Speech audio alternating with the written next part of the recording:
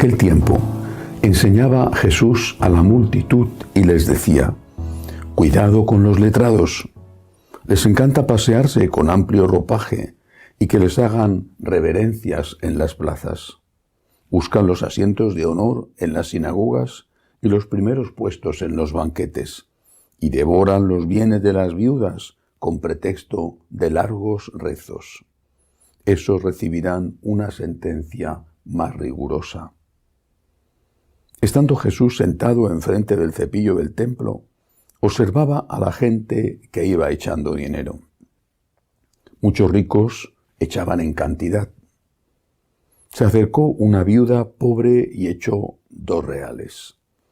Llamando a sus discípulos, les dijo: os aseguro que esa pobre viuda ha echado en el cepillo más que nadie, porque los demás han echado de lo que les sobra, pero esta, que pasa necesidad, ha echado todo lo que tenía para vivir. Palabra del Señor. Gloria a ti, Señor Jesús. Este fragmento del Evangelio, al menos en lo que yo he podido comprobar, es uno de los peor interpretados. Por supuesto, no de forma casual.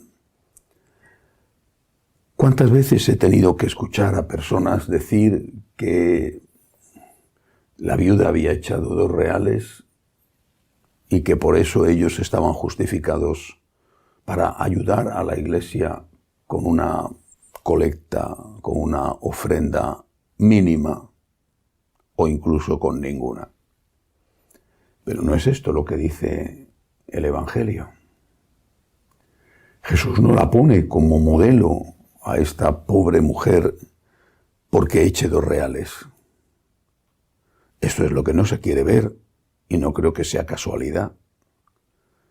Jesús habla de una mujer que es un ejemplo porque ha echado todo lo que tenía para vivir. Es decir, pone como ejemplo una persona generosa. Y la generosidad no está relacionada con la cantidad, sino con la proporción.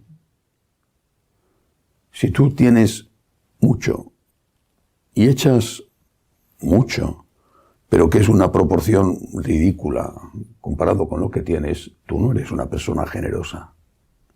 Aunque objetivamente hayas echado mucho. Incluso aunque recibas el aplauso de aquellos que han recibido tu ayuda. Es la proporción. Antiguamente se hablaba del diezmo. El diezmo es una medida de proporción. El diezmo. El diezmo del que tiene 1 son 10 céntimos. El diezmo del que tiene 1.000.000, pues tendrá que ser 100.000. Si el que tiene 1.000.000 echa ayuda con 10.000, no está dando el diezmo, está dando el 1%. Ahora, la cuestión de fondo no es ni la cantidad ni la proporción, sino la motivación. ¿Por qué? ¿Por qué tengo que dar limosna a los pobres? ¿Por qué tengo que ayudar a la Iglesia en sus necesidades? Son mandamientos del Señor, mandamientos de la Iglesia. ¿Pero por qué tengo que hacerlo? Ahí está la cuestión. Por agradecimiento. ¿Es que Dios se ahorró sufrimiento? No. No midió el sufrimiento que padeció en la cruz. Se entregó por entero. Nos dio todo su ser. Y tú regateas con Él intentando darle a Él lo menos posible. Si por tu egoísmo no se puede evangelizar, eres reo de la pérdida de esas almas. Si por tu egoísmo hay personas que pasan hambre, eres reo de la pérdida de esas vidas. No debemos hacer las cosas por miedo, Debemos hacer las cosas por gratitud, por agradecimiento, porque Dios te lo ha dado todo, todo. Eso que crees que te has ganado, porque has puesto esfuerzo, inteligencia, tesón, también es un don. Otros han puesto esfuerzo, inteligencia y, sin embargo, no están donde tú estás. Aparte de que muchísimas cosas, no todas, pero sí muchísimas cosas, ya nos vienen dadas o por la herencia genética o por haber nacido en determinada familia o en determinado país.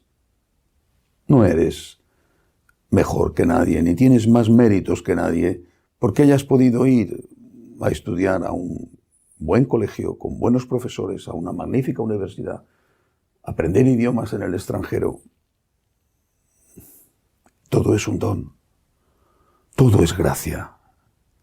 Y por eso, ante una gracia, tiene que haber agradecimiento, que se tiene que expresar con obras, entre otras, también con la limosna.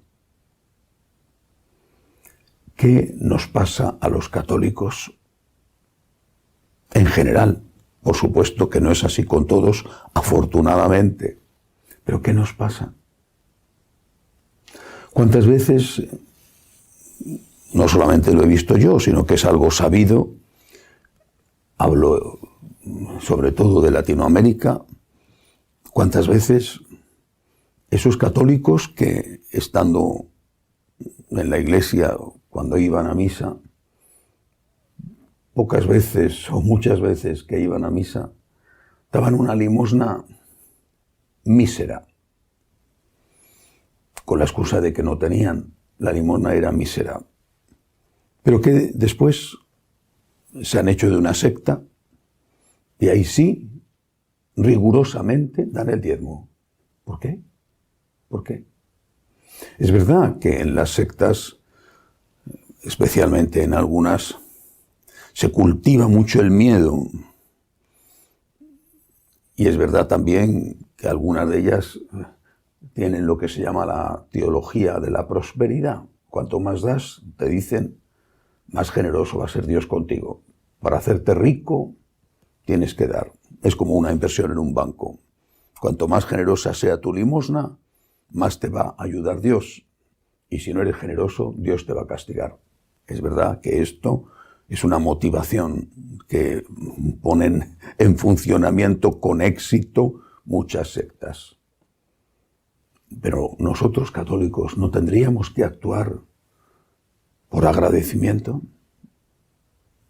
¿Por qué el miedo o el interés son más eficaces que la gratitud? Si no das, Dios te va a castigar. Si no das, tus hijos van a tener una desgracia. Si no das, vas a contraer una enfermedad. Y si das, vas a tener bendiciones. Y si das, vas a ser rico, sano. Es una motivación, repito, que muchas sectas ejercen. Una motivación eficaz. Y nosotros no tendríamos que decir, nosotros católicos, no tendríamos que decir, si no das, eres un ingrato. Y si das, estás haciendo aquello que debes hacer. Devolver siempre una pequeña parte de todo lo que Dios te ha dado. El agradecimiento es, por desgracia, menos poderoso, menos fuerte, menos eficaz que el miedo. Pero la nuestra es la religión del agradecimiento. Es la religión de la Eucaristía, la religión de la acción de gracias. Lo cual no significa que no haya que tener temor, no terror, pero sí temor. El temor a ofender a Dios. Y Dios hará después lo que Él considere que debe de hacer. Porque para eso Dios es Dios y es el juez supremo.